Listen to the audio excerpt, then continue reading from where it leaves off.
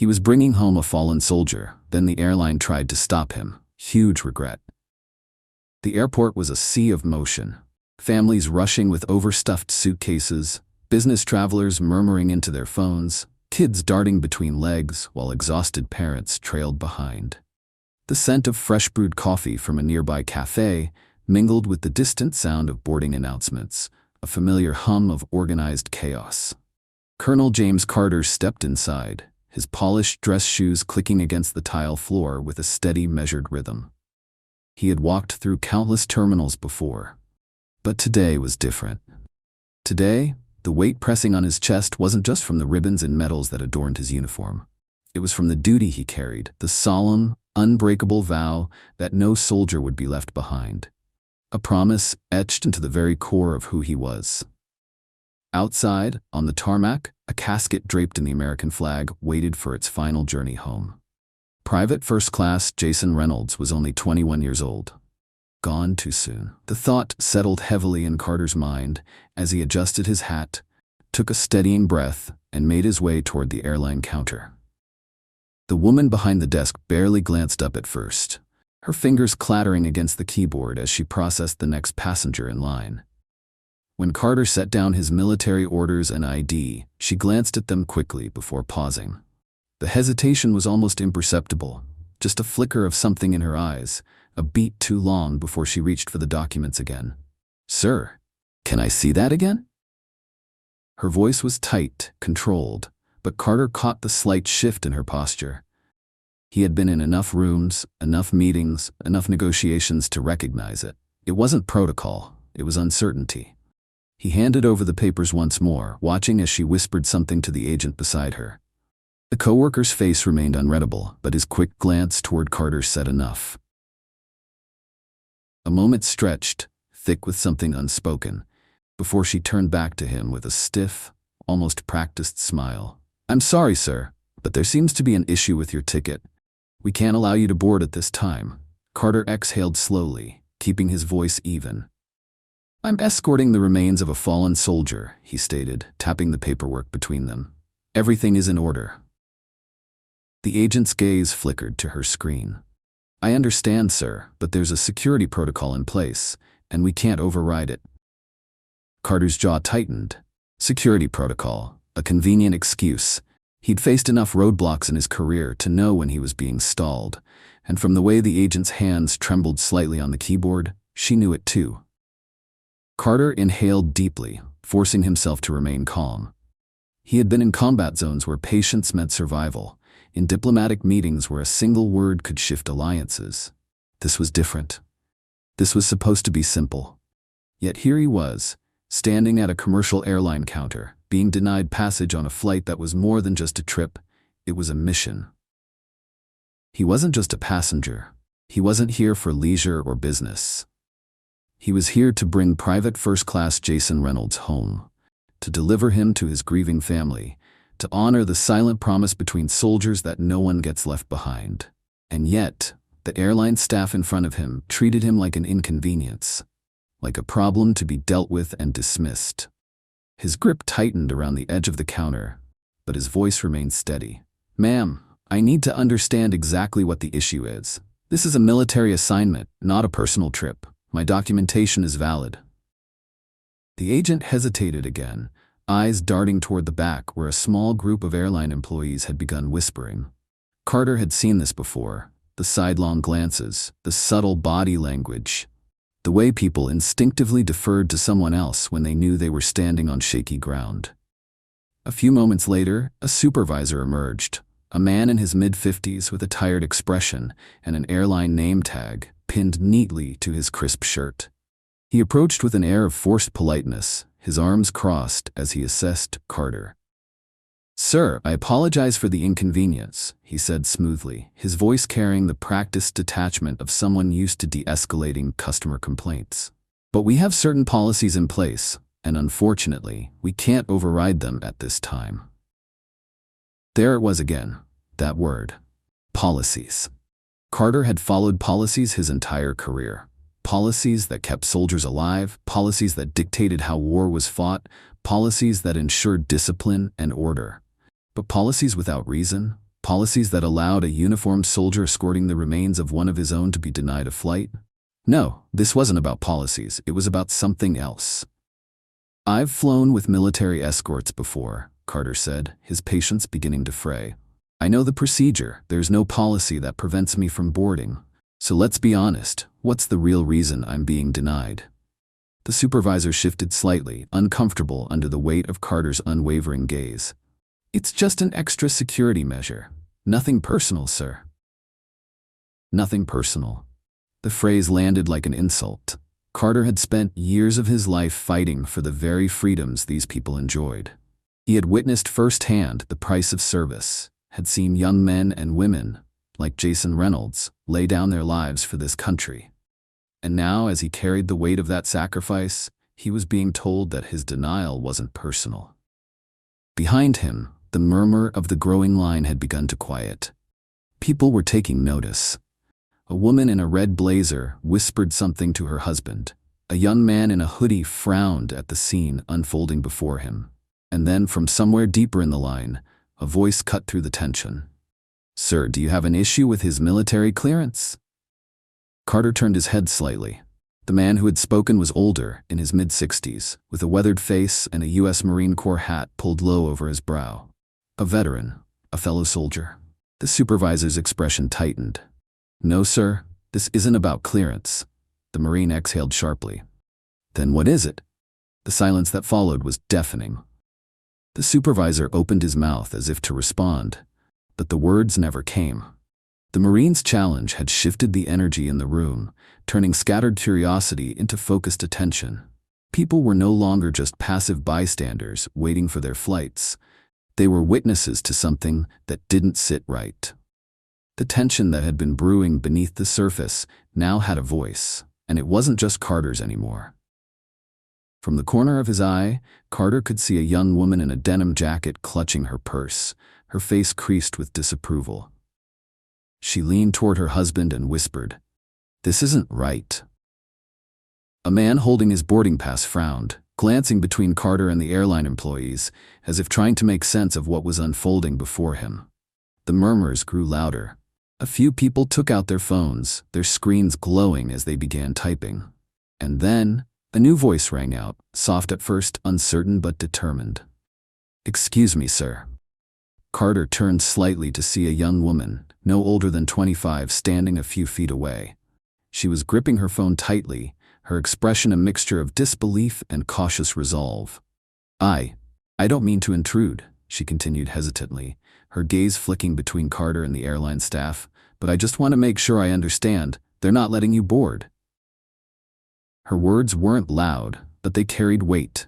They gave permission for others to listen more closely, to question what was happening. Carter exhaled, glancing at the agent behind the counter. "That's correct." The young woman's lips parted slightly, as if she had been expecting a different answer. Then, after a brief pause, she nodded and did something that changed everything. She turned her phone screen toward Carter.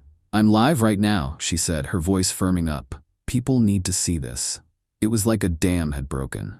A man standing near the overhead screens lifted his phone as well.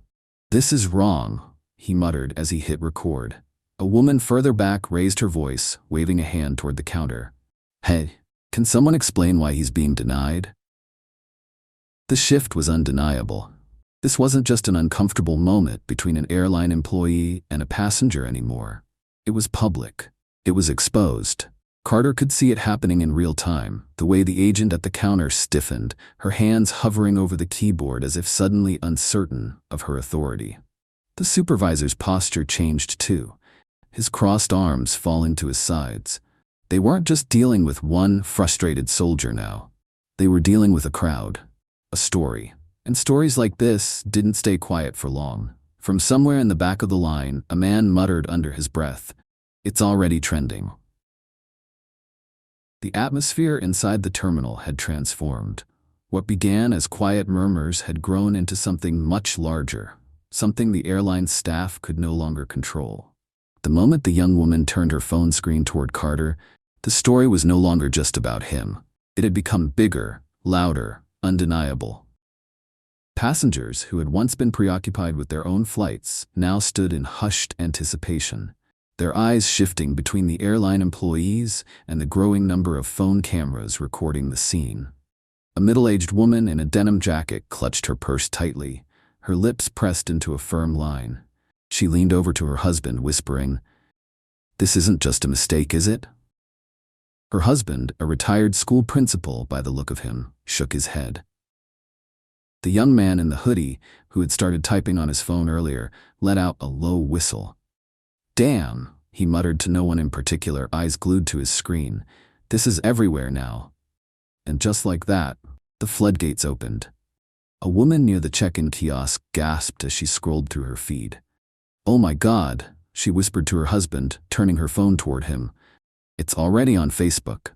The Marine who had first spoken up let out a low grunt, pulling out his own phone. They don't even know what kind of storm they just started. The weight of those words was felt everywhere. The agent behind the counter swallowed hard, her hands trembling slightly as she tapped at her keyboard, suddenly very interested in whatever was on her screen. The supervisor had still not returned. The crowd, once just a collection of separate individuals, had become a collective force, bound by the shared understanding that what was happening wasn't right. Then, the airport's loudspeaker crackled to life. "Attention passengers, due to unforeseen circumstances, Flight 237 to Phoenix will be delayed. We apologize for any inconvenience." The words echoed through the terminal, but they did little to shift anyone's focus. People weren't worried about their flights anymore. They were watching a fight unfold, a fight for something deeper than a seat on a plane. A few people groaned at the announcement, but most ignored it. Their attention remained fixed on Carter and the airline staff, on the injustice that was quickly unraveling before them. And then, the final spark. From the back of the line, a young woman near the windows let out a sharp gasp. "He's on Twitter," she said aloud, eyes wide. She turned her screen toward the crowd and people leaned in. A bold, capitalized tweet glared back at them. They just denied a black U.S. Army colonel his flight while escorting a fallen soldier's remains. "This is how we treat our heroes? Let him fly." Underneath, the numbers were climbing. Retweets, comments, likes. It was spreading like wildfire. Moments later, another tweet appeared. This one was from a well-known veterans advocacy group. "We are aware of the disgraceful incident happening at Airport Name. Our soldiers deserve better. Expect action." The crowd buzzed. The murmurs turned into hushed, angry conversations. The Marine in the USMC hat let out a satisfied grunt. "Good," he muttered. "They can't brush this one under the rug." Carter remained still, his expression unreadable, but inside, he understood exactly what was happening. He had spent years dealing with authority figures who hid behind policies, behind technicalities meant to deter pushback. But this time, they weren't going to get away with it. The airline staff was frozen, caught in the worst possible situation for them, one where their actions had gone public before they could craft a response. A few feet away, the counter agent turned to her colleague, her voice barely above a whisper. "What do we do?" Her colleague didn't answer. She was still staring at the tweet, watching the engagement count skyrocket. Then at last, the supervisor reappeared. But he wasn't alone. A second man walked beside him, this one dressed in a sleek navy suit, his airline ID clipped neatly to his pocket. His posture, his brisk pace, the way his eyes scanned the growing crowd. This was not just another airline manager, this was damage control. The murmurs in the crowd slowed as people noticed the shift. The Marine straightened his shoulders, watching closely. The young woman with the phone, who had started the live stream, turned her camera toward the approaching men. The suited airline representative cleared his throat. "Colonel," he addressed Carter directly, his tone smooth but tense, "I apologize for the miscommunication. There seems to have been an error with our system, but we're working to get you on your flight as soon as possible." Miscommunication. Carter had been in the military long enough to know exactly what that word meant. It wasn't an apology, it was a desperate attempt at damage control. It meant, "We got caught." It meant, "Fix this before it costs us too much." Carter let the moment hang, watching the airline representative shift uncomfortably under the weight of his silence. Then finally he spoke. "I see," he said, Voice measured. An error, you said? The airline representative nodded quickly. Yes, sir, a regrettable mistake. We assure you it was not intentional. A few people in the crowd scoffed. The Marine shook his head. The airline representative adjusted his tie, clearly uncomfortable. We'd like to personally escort you to the gate now, Colonel. First class accommodations, of course. Carter exhaled slowly. First class, as if that was the point. Carter didn't move. He didn't even blink. The words had been spoken. An offer of first-class accommodations, a hurried attempt at smoothing things over, as if an upgraded seat could erase what had just happened. The airline representative stood stiffly, waiting for Carter to accept the gesture, to let them brush this under the rug and move on. But Carter had spent too many years serving something bigger than himself to let that happen. The crowd around them wasn't dispersing either. If anything, they were waiting for what came next. The Marine who had first spoken up folded his arms, watching with a hard stare. The young woman with the phone kept her camera steady, her live stream still running. The man in the hoodie muttered, "No way this ends here," as his fingers flew across his phone screen. Carter exhaled slowly, deliberate, controlled. His voice, when it came, was even but firm. "I appreciate the urgency," he said, "but I need to clarify something." The airline rep nodded quickly, relief flashing across his face. "Of course, sir." Carter's eyes stayed locked on him. "If no one recorded this," he said, voice steady, "if no one spoke up, would I still be standing here?" A beat of silence. The air seemed to shift. The airline rep swallowed hard, his hands twitching slightly at his sides. The counter agent looked away, staring at her keyboard like it could save her. The supervisor, who had been silent since returning, took a small step back, his confidence faltering. The tension in the room grew heavier. Passengers weren't just watching anymore. They were waiting. They had already seen the truth. Now, they wanted to hear someone admit it. The rep's jaw tensed. "Sir, You don't need to answer," Carter interrupted, because he already knew. Everyone in the terminal did. From the way the agents hesitated before denying his flight, to the way policies suddenly became flexible when cameras were rolling, it was clear. A murmur spread through the crowd. A woman in a denim jacket shook her head. "He's right," she whispered. The younger man further back crossed his arms. They weren't going to do a damn thing till people started recording. The airline rep cleared his throat, trying again. "Sir, we sincerely apologize. We both know." Carter cut in. "This isn't about an apology, it's about accountability." Another ripple of murmurs. The weight of Carter's words hung in the air, undeniable, inescapable.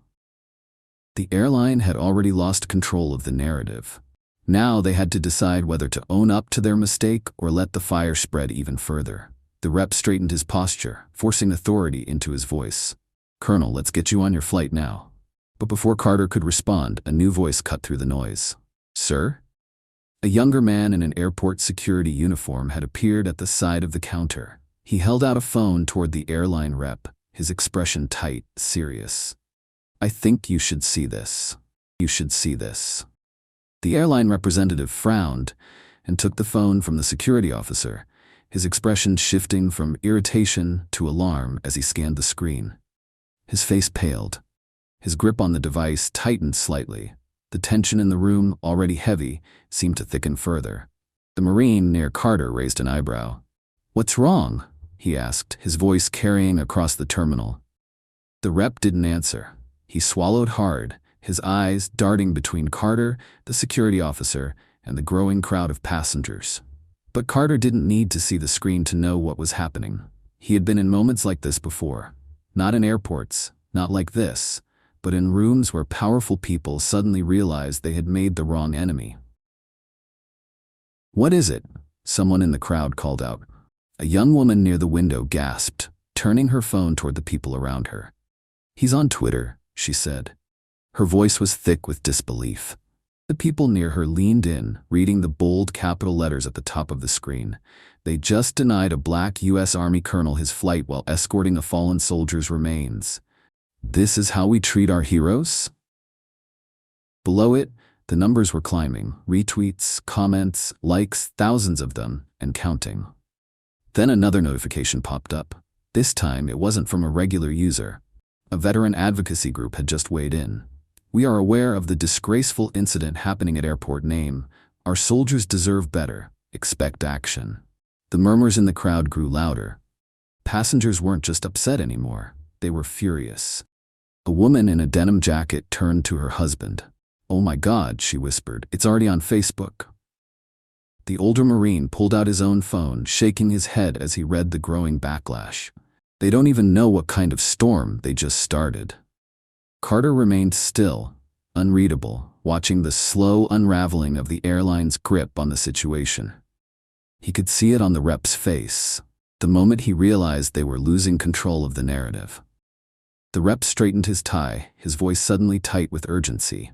"Sir, we deeply regret this situation," he said. "We'd like to issue a public statement clarifying." Carter cut him off. "The public already knows the truth." The crowd murmured in agreement. For the first time since this started, the airline staff wasn't just dealing with one soldier anymore. They were facing an entire movement. Before the airline representative could stammer out another half-hearted excuse, a shift in the room's energy made everyone pause. The sound of heavy boots echoed through the terminal, cutting through the murmurs and whispers like a blade. People instinctively moved aside, clearing a path for the man who had just entered. A tall figure in a sharply pressed dark blue uniform.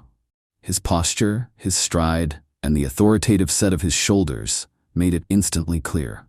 This was someone who outranked everyone in the room. He stopped in front of Carter, his ID badge flashing as he extended his hand. "Colonel, I'm Major Thomas Beckett, Department of the Army. We've been informed of the situation."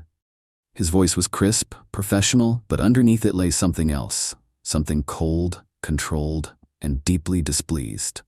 Carter shook his hand, his grip strong. He didn't need to ask how the major had arrived so quickly. The military doesn't play when it comes to its own. Beckett turned to the airline representative, who was now visibly sweating. "We are handling this now," Beckett announced. His voice, though polite, left no room for debate. "Colonel Carter and the remains of Private First Class Reynolds will not be flying commercial."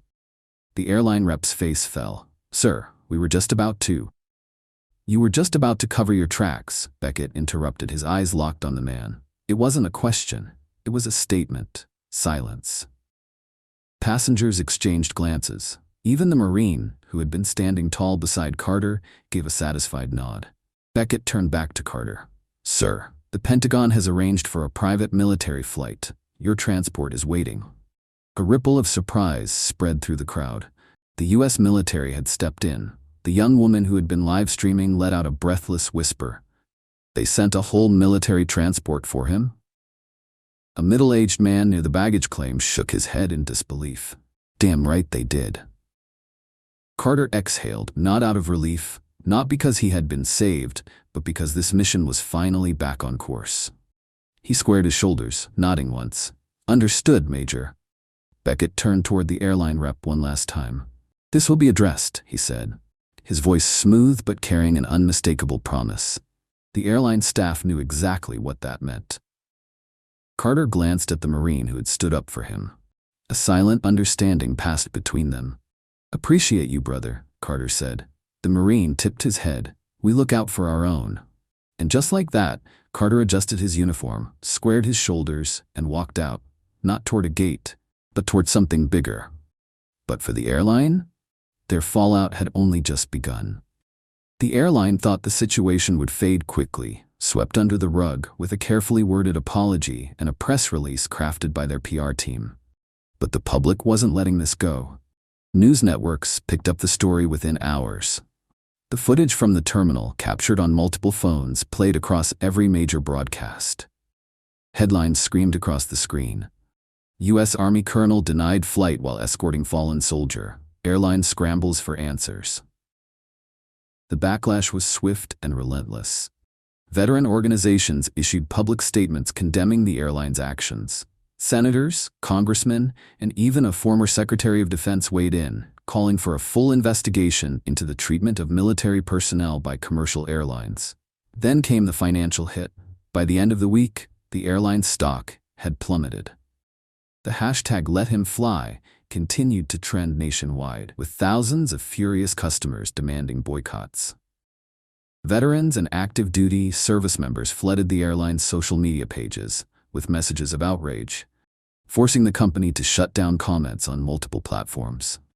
But the final blow came when a coalition of military advocacy groups filed a formal complaint against the airline, citing discrimination and failure to uphold service member protections.